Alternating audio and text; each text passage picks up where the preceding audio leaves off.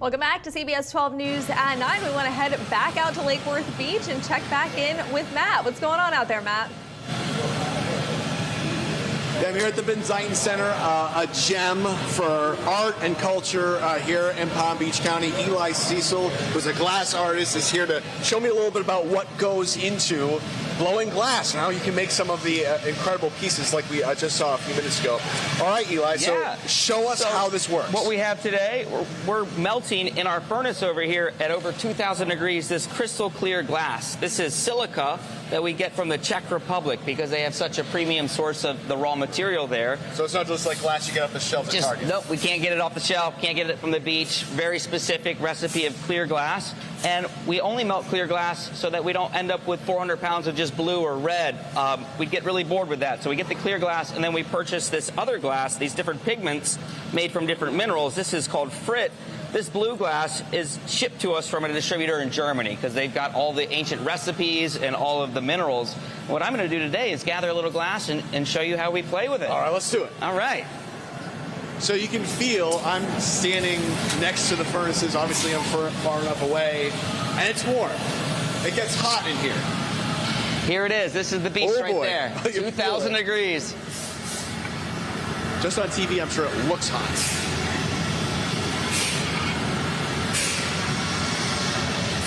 No gloves, Eli, though. So this is actually the crystal clear glass, but it's glowing red because it's over 2,000 degrees. And you can see it's a liquid. It's going to drip if I stop turning. And I can actually add color to it by just rolling it through that crushed pigment. So that's a blue glass I just added to the surface. And I'm going to melt it in over here in this little furnace. And the minute you take it out of the furnace, it starts hardening up. It starts to harden and cool. So as it cools down, it becomes a solid. And you'll really see as I roll it on this metal table, it's going to shape it, but it's also going to take all of the heat out of it.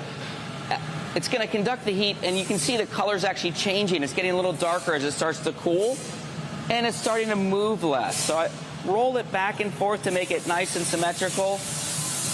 And you can even hear it starts to sound solid again. Looks a little different than it did before. And what I'm going to do is actually go back into the furnace, get another fresh layer of glass on top of it. How hot is it in that furnace? Eli? Over 2,000 degrees. So 2,180 is our magic melting temperature. And this furnace stays on 24 hours a day, 7 days a week. We only shut that furnace off to do maintenance. And that happens once a year in the summer. I'm going to add a little white glass to the end of this. And what we're going to actually make for you today, Matt, is a glass flower. Oh, a glass flower.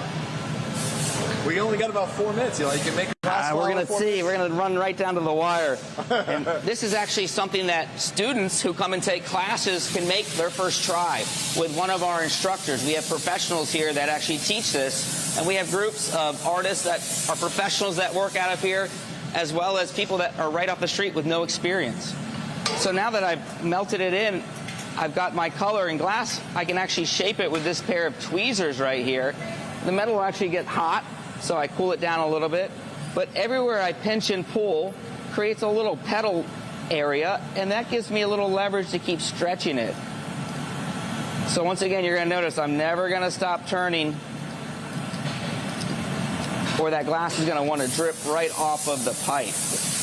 Looks like Laffy Taffy. It is. It feels just like taffy. 2,000 degree taffy. So now I can stretch my stem. Just using gravity is one of my favorite tools. And we can give it a little curl here. All right. How am I doing on time? You got about 45 seconds. All right, let's finish it. So a piece like this, I can actually break off, and I'm going to put it into a very special oven that we call the annealing oven, and that's going to cool it down overnight. So it's not unusual for pieces to take longer to cool down than it does for them to actually be created. Wow. So I'm going to go put this in the oven before we have fireworks. Well, that's a beautiful piece of art as he runs away that he created in literally just about 2.5 minutes. That's we were talking about in our last half hour, that's the great thing the Benzaiten Center does, is it allows field trips to come in, has a lot of events with kids and families that are a lot of times free. There are date nights, all sorts of opportunities to sort of have this, make this cultural gem that's for these really talented artists, but also kind of bring it into the community. You're back, Eli. Thank you so much. Of course. Thank you, guys. It's incredible.